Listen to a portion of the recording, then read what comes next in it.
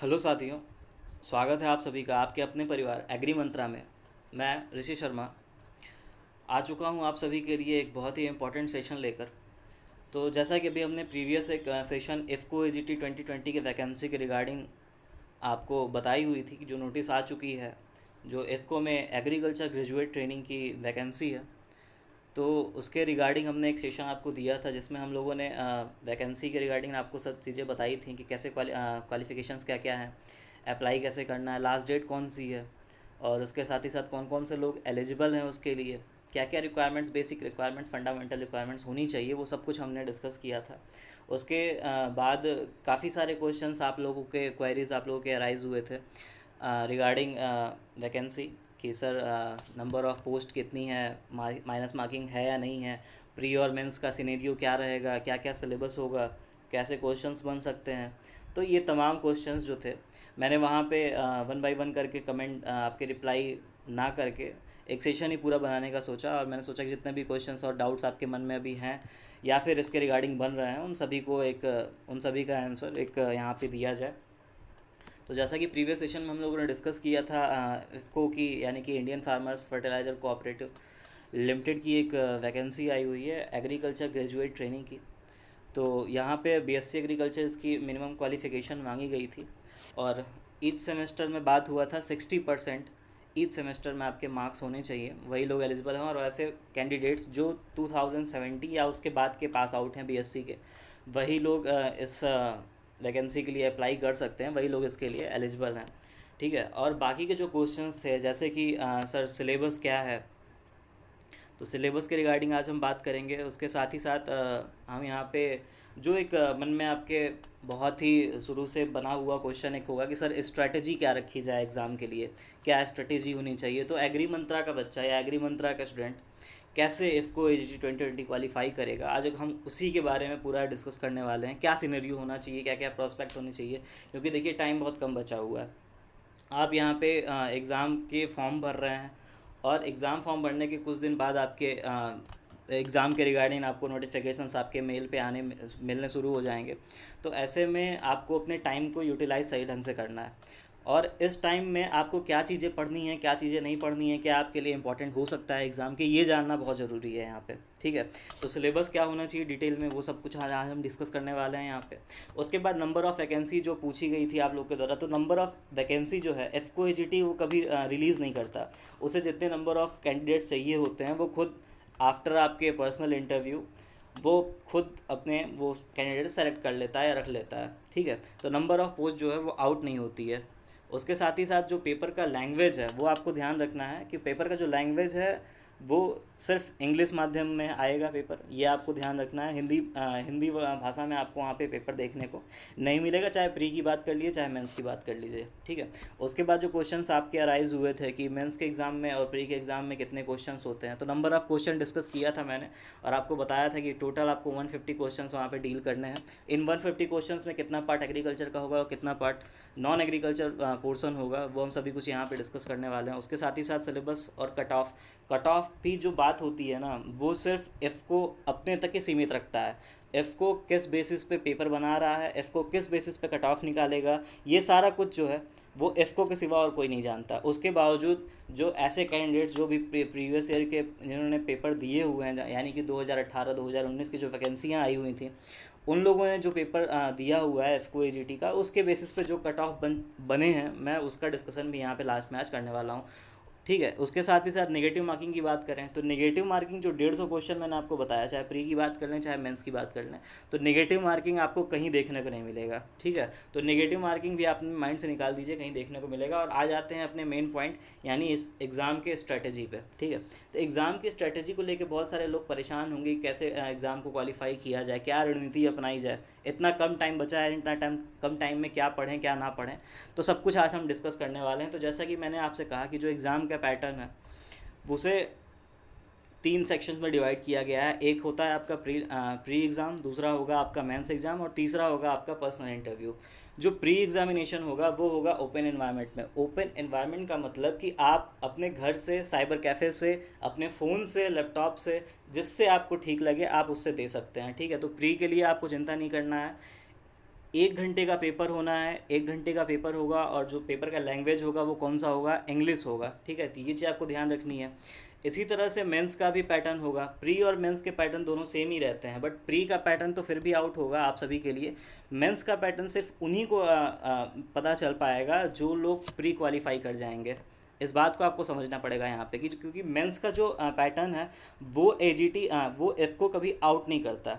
तो मेंस के लिए जो लोग एलिजिबल होंगे सिर्फ उन्हीं के पास थ्रू ईमेल उनके पास वो नोटिफिकेशन पहुंचेगी। तो मेंस के रिगार्डिंग आपको कहाँ बुलाया जाएगा, वो एक को अपने सेंटर्स पे भी बुला सकता है, तो वहाँ पे जाके आपको उनके इन्वायरमेंट के हिसाब से आपको वहाँ पे पेपर देना होगा। और उसी तरह से पर्सनल इंटरव्यू के लिए भी आपको बुलाया जाएगा। तो इन तीनों सेक्शंस के अलग अलग रिगार्डिंग आज हम डिस्कस करने वाले हैं कि प्री और मेंस के लिए आपके क्या स्ट्रेटजी होनी चाहिए, पर्सनल इंटरव्यू के लिए आपके लिए क्या स्ट्रेटजी होनी चाहिए, ठीक है।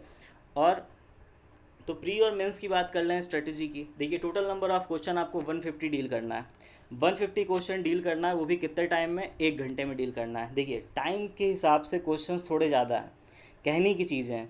1 घंटे में 150 क्वेश्चन है, और उन 150 क्वेश्चंस में से कौन सा क्वेश्चन आपको पोर्शन पहले करना है, कौन सा क्वेश्चन बात करना है, या फिर किसको ज़्यादा एम्फेसाइज करके करना है, ये चीज़ें आपको पहले से ही डिसाइड करनी पड़ेगी। लैंग्वेज, जैसा कि मैंने आपको बता दिया कि इंग्लिश में पेपर होना है। हिंदी माध्यम के जो बच्चे हैं यहाँ पे थोड़ा सा उनको प्रॉब्लम देखने को मिल सकती है, बट अगर आप हिंदी को पकड़ के चलेंगे तो आपके फ्यूचर में कोई सा भी एग्ज़ाम हो, चाहे बीपीएस का एफओ एग्ज़ाम हो, नाबार्ड एग्ज़ाम हो, एसबीआई हो, या फिर आप यूपीएससी क्यों लिखने जाएं, वहाँ पे आपको इंग्लिश को अब प्रेफर करना ही पड़ेगा, ठीक है। मैं ये नहीं कह रहा कि हिंदी भाषा के जितने भी माध्यम के जितने भी स्टूडेंट्स हैं वो डिस्करेज हो जाएं, बट उनको अपने आप को ढालना पड़ेगा। आप इंग्लिश को अपना पैसन बनाइए, ठीक है। नेगेटिव मार्किंग की बात कर लें तो नेगेटिव मार्किंग कोई सी भी नहीं होनी है यहाँ पे। तो आपको एक बेनिफिट ये मिल जाता है कि आपके अगर 150 क्वेश्चन हैं तो आप 150 के सारे क्वेश्चन अटैम्प्ट कर पाएंगे, ठीक है। नेगेटिव मार्किंग नहीं है तो यहाँ से आपको कोई डर नहीं है क्वेश्चन छोड़ने का। जितने भी क्वेश्चन आप अटैम्प्ट कर पाएँ उतना आपके लिए बेनिफिशियल साबित होगा। प्री के लिए जैसा कि मैंने आपको बता दिया कि ओपन एनवायरनमेंट में आपका एग्ज़ाम होगा, अपने पर्सनल फ़ोन या लैपटॉप से कहीं से भी आप दे सकते हैं। कुछ लोग पूछ रहे थे कि सर ओपन एनवायरनमेंट में होगा तो चीटिंग करने के भी चांसेस होंगे। आप मुझे एक बात बताइए कि यदि आपको 1 घंटे का समय मिल रहा है और आपको 150 क्वेश्चन करने हैं तो आप कैसे चीटिंग कर पाएंगे।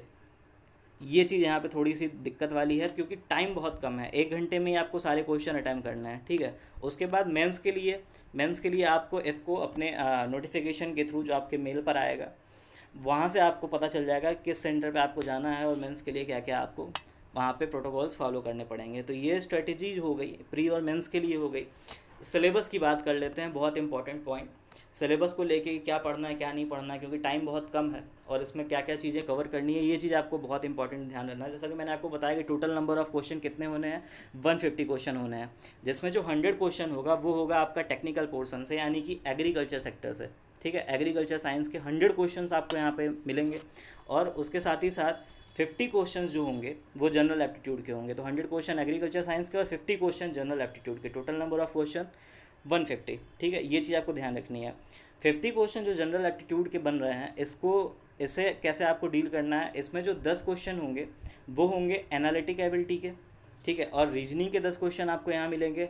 न्यूमेरिकल एबिलिटी या फिर मैथ के यहाँ पे आपको 10 क्वेश्चन देखने को मिलेंगे। इसके साथ ही साथ general awareness, yes guys, general awareness पे आपको थोड़ा सा ध्यान रखना है कि जनरल अवेयरनेस जो कि ऑन एग्रीकल्चर सिनेरियो पे बेस्ड हो, नेशनल इकोनॉमी पे बेस्ड हो, और उसके साथ पंचायती राज एंड कोऑपरेटिव्स, तो ये वाला पोर्शन आपको अच्छे से पढ़ के जाना है।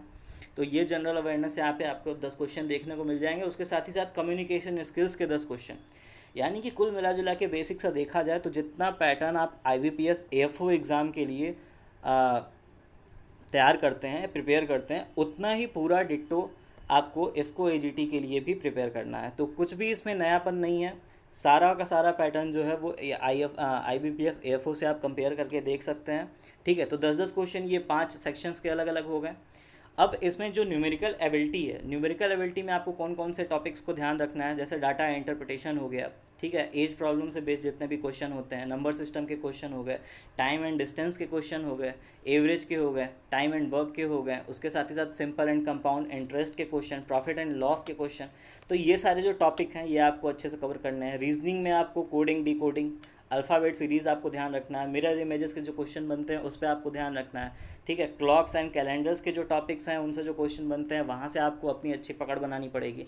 क्यूब्स एंड डाइस के जितने भी क्वेश्चन हैं वहाँ से आपको देखना है, अच्छे अच्छे क्वेश्चन वहाँ से आप सेलेक्ट करिएगा, ठीक है। तो वहाँ से आपके क्वेश्चन यहाँ पे देखने को मिल जाएंगे। उसके साथ जनरल अवेयरनेस, जैसा कि मैंने आपसे कहा कि जनरल अवेयरनेस में आपको ध्यान रखना है agriculture scenario, national economy, Panchayati Raj and cooperative से भी आपको बिलोंग करने वाले जितने भी क्वेश्चन होंगे, जितने भी टॉपिक होंगे, उन सारे कॉन्सेप्ट को आप पढ़ के जाइए, यहाँ से आपके सारे क्वेश्चन बन जाएंगे, ठीक है। उसके अलावा जनरल अवेयरनेस में इंडियन पॉलिटी और जितने भी एब्रीवेशंस हैं उसको आप अच्छे से पढ़ के जाइएगा।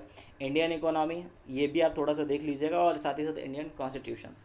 तो ये सारी चीज़ें आपको पूरे पूरे जनरल एप्टीट्यूड के देखने को मिल जाएंगे। अब जो मेजर पोर्शन है 100 क्वेश्चन का एग्रीकल्चर पोर्शन, उसमें आपको कौन कौन सी चीज़ें कवर करनी है, उसमें आपको फंडामेंटल सब्जेक्ट तो पूरे अच्छे ढंग से पढ़ के जाने हैं, जैसे कि आपका एग्रोनॉमी, हॉर्टिकल्चर, सॉयल साइंस, ठीक है। तो ये सारे जो बेसिक हैं। अच्छा, सॉयल साइंस में थोड़ा सा आपको जो मेजर पॉइंट है, जो आपके लिए गोल्डन पॉइंट साबित हो सकता है, वो क्या है, सॉयल केमिस्ट्री और soil nutrient and fertility management वाला पोर्सन।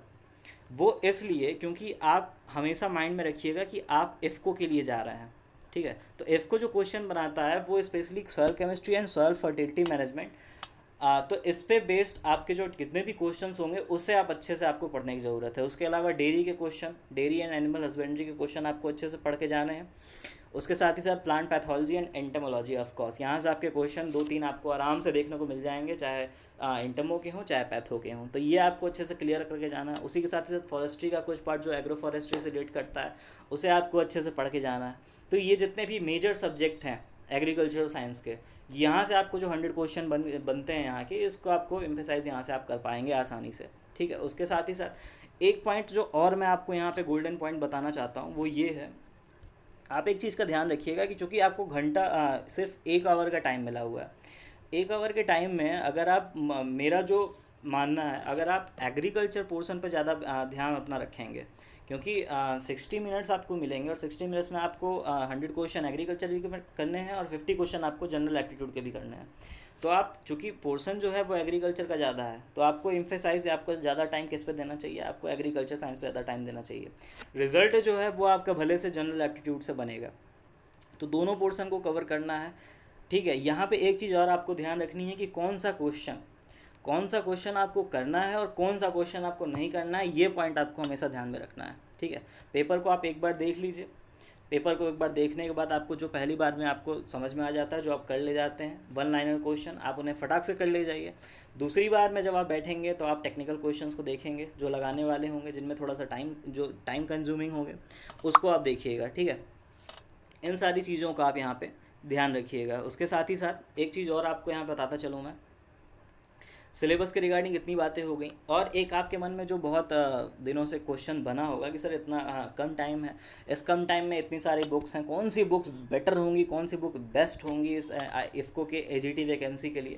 तो उसके लिए भी मैंने आपके यहाँ पे एक सीरीज़ बना के दे दी है बुक्स की। उसमें सबसे पहले आपको फंडामेंटल, देखिए बुक्स तो मैं यहाँ पे आपको बता रहा हूँ, बट जो भी बुक्स आपके पास होंगी आप उसे भी प्रेफर कर सकते हैं, ठीक है। ये चीज़ आपको नहीं ध्यान में रखना है। तो सबसे पहले जो पहली बुक मैं आपको प्रेफर करूँगा वो है agriculture at a glance, written by R.K. Sharma. तो ये आपको एक जनरल एग्रीकल्चर का एक आपको सिनेरियो देखने को मिल जाएगा, यहाँ से आप इसे प्रेफर कर सकते हैं। उसके साथ competitive book of agriculture by Nemraj Hunda, ये भी आप प्रेफर कर सकते हैं। Fundamentals of agriculture volume 1 and 2 by Arun Katyan, this is also a good book. तो ये भी आपको पढ़ने के लिए बहुत ही ज़्यादा बेनिफिशियल होगा। जनरल एग्रीकल्चर मुनिराज सिंह राठौड़, एक बहुत ही अच्छी बुक कम टाइम में आपको सारा जनरल एग्रीकल्चर, आपको इन सारी बुक्स को आप प्रेफर करने के लिए, और जब इतना आपने कॉन्सेप्चुअल पढ़ लिया है तो उसके साथ साथ एक ऑब्जेक्टिव बुक भी आपके प्रिपरेशन को बूस्टअप करने के लिए होनी चाहिए। तो ऑब्जेक्टिव के लिए आप SR कंटवा या फिर जो भी आपके पास अवेलेबल हो किसी भी राइटर की, आप उसे प्रेफर कर सकते हैं, ठीक है। जो आपके सिलेबस से मैच करे, जो आपके एग्ज़ाम पैटर्न से मैच करे, उस बुक को आप प्रेफर कर सकते हैं। तो ये कुछ इंपॉर्टेंट बुक्स हो गई जो कि आप इफ़को AGT के प्रिपरेशन के लिए, एग्रीकल्चर पोर्शन के लिए आप इसे प्रेफर कर सकते हैं। उसके साथ ही साथ अब आगे बढ़ते हैं और इंटरव्यू के स्ट्रेटजी की बात कर लेते हैं।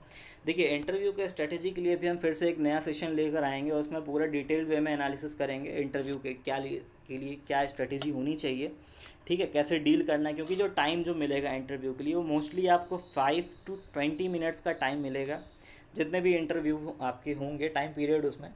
5 से 20 मिनट का ही सिर्फ यहाँ पे आपको देखने को मिलेगा। ठीक है, कुछ जो होंगे वो 5 मिनट से कम में ही निकल के चले आएंगे और कुछ जो है 20 मिनट तक अपना इंटरव्यू वहाँ पे होता है उनका। तो इस इंटरव्यू के लिए क्या स्ट्रैटेजी रखना है, फंडामेंटल्स आपको मैं यहाँ पे हिंट करता चलूँ कि सबसे पहले आपको ध्यान रखनी है अपनी पर्सनालिटी डेवलपमेंट में।